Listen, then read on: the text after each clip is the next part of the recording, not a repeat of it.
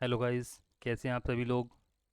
Guys, आप सभी लोग को द गवर्नमेंट ज्ञान चैनल की तरफ से दिवाली की बहुत बहुत शुभकामनाएं। गाइस, आज दो बहुत इम्पॉर्टेंट अपडेट्स के बारे में बात करेंगे। एक एसएससी के बारे में निकल के आ रही है। नेक्स्ट 6 मंथ में 9 बहुत बड़ी परीक्षाएं करवाने जा रहा है एसएससी। 12,000 प्लस पोस्ट पे ये परीक्षाएं आयोजित की जाएंगी। इसकी डिटेल जानेंगे। और गाइस, बहुत ही गुड न्यूज़ है, दिवाली पर निकल के आ रही है। आरआरबी एनटीपीसी ग्रेजुएट लेवल का सेंट्रलाइज नोटिफिकेशन आउट हो चुका है। आप फॉर्म फिलिंग डेट स्टार्ट हो चुकी है और डिटेल में जानेंगे क्या क्या है नोटिफिकेशंस की डिटेल। तो बने रहिए अंत तक। मैं हूं विनीत, आप देख रहे हैं द गवर्नमेंट ज्ञान। चलिए शुरू करते हैं। तो गाइज, पहली अपडेट निकल के आ रही है कि 6 महीने में 9 भर्ती परीक्षाएं आयोजित करेगा एसएससी यानी स्टाफ सिलेक्शन कमीशन। कर्मचारी चयन आयोग एसएससी 6 माह में 9 भर्ती परीक्षाएं आयोजित करेगा। इनके माध्यम से 12,000 से अधिक पदों पर भर्ती की जाएगी, जिनमें कांस्टेबल, स्टेनोग्राफर समेत कई बड़ी भर्तियां शामिल हैं। आयोग की ओर से दिल्ली पुलिस में कांस्टेबल और अन्य पदों के लिए आवेदन भी मांगे गए हैं। इनके माध्यम से ही 10,000 से अधिक पदों पर भर्ती की जाएगी। यह भर्ती परीक्षाएं नवंबर और दिसंबर में संभावित हैं। इसके अलावा स्टेनोग्राफर, लोअर डिवीज़न क्लर्क और अपर डिवीज़न क्लर्क आदि के पदों पर भर्ती होगी। तो गाइस, देख लेते हैं कब कब है, कब कब एग्ज़ाम हो सकते हैं।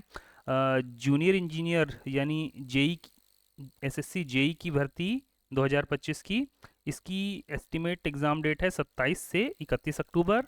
कांस्टेबल दिल्ली पुलिस मेल की है नवंबर दिसंबर, और फीमेल की भी है नवंबर दिसंबर। हेड कांस्टेबल दिल्ली पुलिस की भी नवंबर दिसंबर डेट है टेंटेटिव।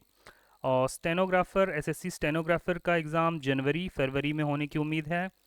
और गाइज, केंद्रीय सशस्त्र पुलिस बल, ये भी जनवरी फरवरी में टेंटेटिव है। और एलडीसी लोअर डिवीज़न क्लर्क और यूडीसी यानी अपर डिवीज़न क्लर्क के एग्ज़ाम मार्च में होने के चांसेस हैं, और एसएसओ के एग्ज़ाम भी मार्च में होने के चांसेस हैं। तो गाइज, तैयारी में लगे रहिए। आपको बहुत जल्द बहुत ज़्यादा रिक्रूटमेंट देखने को मिलेगी। ये सारे एग्ज़ाम्स ऑन द वे हैं। आगे देख लेते हैं गाइज। एनटीपीसी ग्रेजुएट लेवल का एग्ज़ाम सेंट्रलाइज नोटिफिकेशन आउट हो चुका है। सेंट्रलाइज नोटिफिकेशन 6/2025, थोड़े दिन में अंडर ग्रेजुएट वाला +2 लेवल का भी आउट होने वाला है। तो गाइज, देख लेते हैं। डेट ऑफ इंडिकेटिव नोटिस ये 4 अक्टूबर को जारी कर दिया था। मैंने अपडेट भी दे दी थी चैनल पे। और opening date of online application ये 21 तारीख यानी आज से ही स्टार्ट हो चुका है आपका फॉर्म फिलिंग का डेट। और 20 नवंबर तक आप फॉर्म फिल कर पाएंगे। और फ़ी पेमेंट की लास्ट डेट 22 नवंबर है।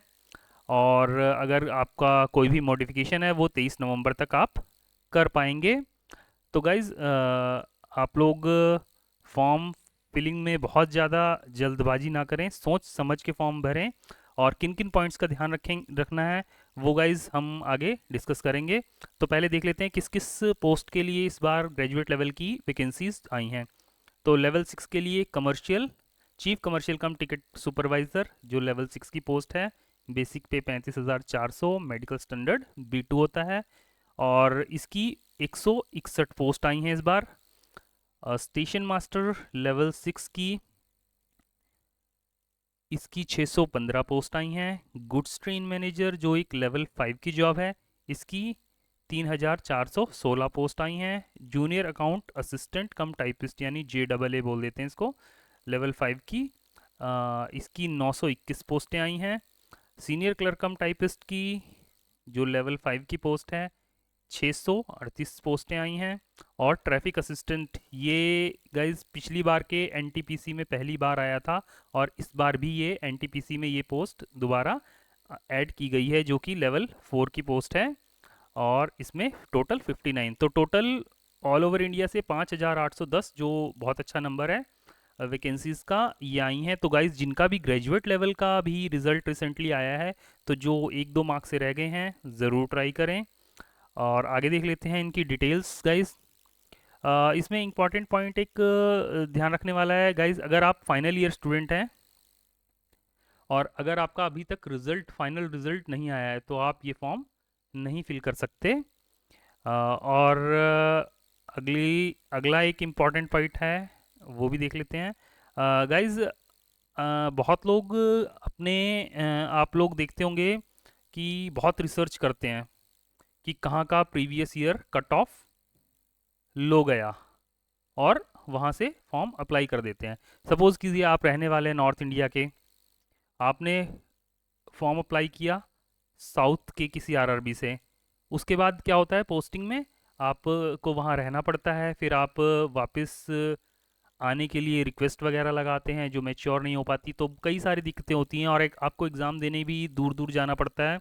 तो गाइज़, इसको अवॉइड कीजिए, क्योंकि एक बहुत इंपॉर्टेंट नोटिफिकेशन में ही पॉइंट है जो आरआरबी ने दिया है। इस बार देख लेते हैं क्या है। Posting: ordinarily a railway servant shall be employed throughout service on a railway or railway establishment in which he or she is posted on first appointment, and shall have no claim as a right for transfer to another railway or another establishment. However, a competent authority can transfer the railway servant to any other department or railway establishment, including a project in or out of the India in the exigencies of service. No request for transfer to other railway would be registered till the newly appointed candidate completes at least 5 to 10 years of service.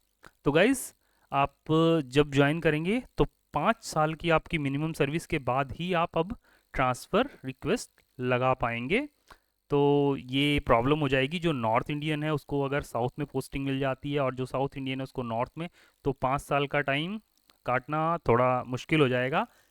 तो ये आप सोच समझ के form भरें।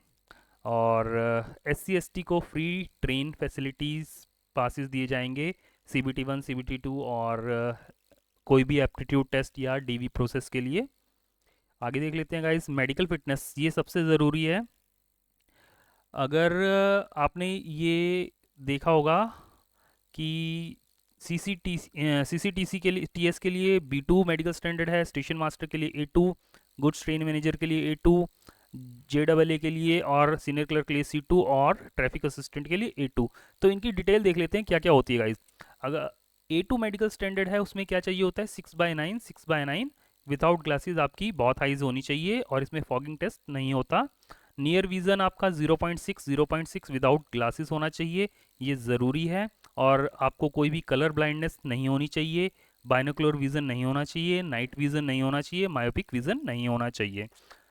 और guys देख लेते हैं B2 मेडिकल स्टैंडर्ड में क्या होता है, 6/9 6/12 विथ और विदाउट ग्लासेस चल जाता है, लेकिन आपकी जो लेंस का पावर होता है वो 4 डायप्टर से ज़्यादा नहीं होना चाहिए।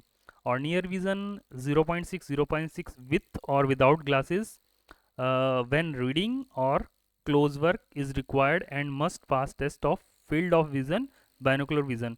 और C2 क्राइटेरिया क्या होता है गाइज, इसमें 6/12 नील विथ और विदाउट ग्लासेस, और नियर विजन होता है 0.6 कंबाइंड विथ और विदाउट ग्लासेस।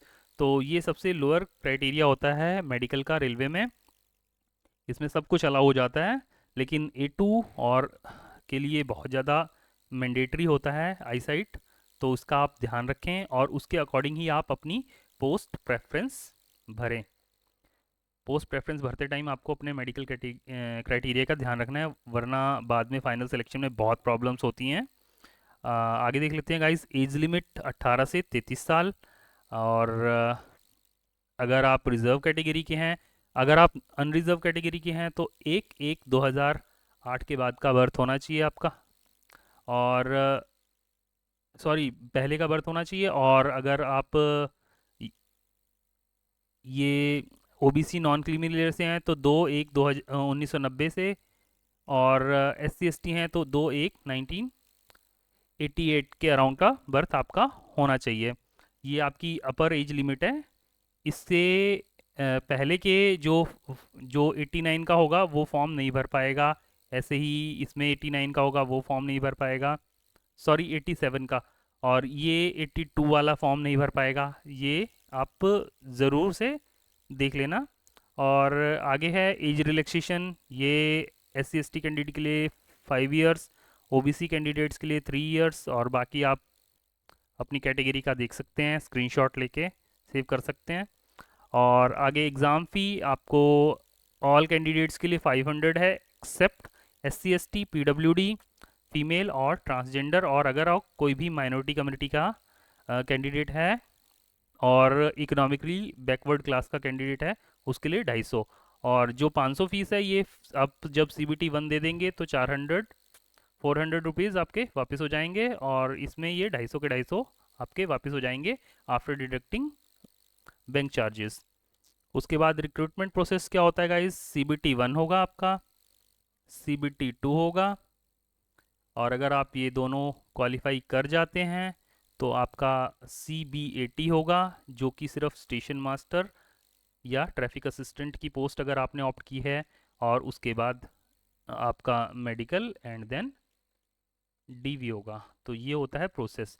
CBT 1 में आपको 90 मिनट्स का टाइम दिया जाएगा, 100 क्वेश्चन होंगे जो कि MCQ मल्टीपल चॉइस क्वेश्चन होंगे। एक क्वेश्चन होगा, 4 ऑप्शन होंगे, और इसमें जनरल अवेयरनेस के 40 क्वेश्चन, मैथ्स के 30 क्वेश्चन और जनरल इंटेलिजेंस के 30 क्वेश्चन। और ऐसे ही आपके CBT 2 में 90 मिनट्स की ड्यूरेशन में आपको 120 क्वेश्चन करने होंगे, जिसमें मैथ्स के जनरल अवेयरनेस के 50 क्वेश्चंस, मैथ्स के 35 और जनरल इंटेलिजेंस एंड रीजनिंग के 35 क्वेश्चन होंगे। और गाइज जो सेकंड स्टेज एग्ज़ाम होगा, उसमें जो आपके जो CBT 1 होगा उसका 15 टाइम्स कैटेगरी वाइज आपका शॉर्टलिस्ट किया जाएगा CBT 2 के लिए। तो दैट्स इट फॉर टुडे।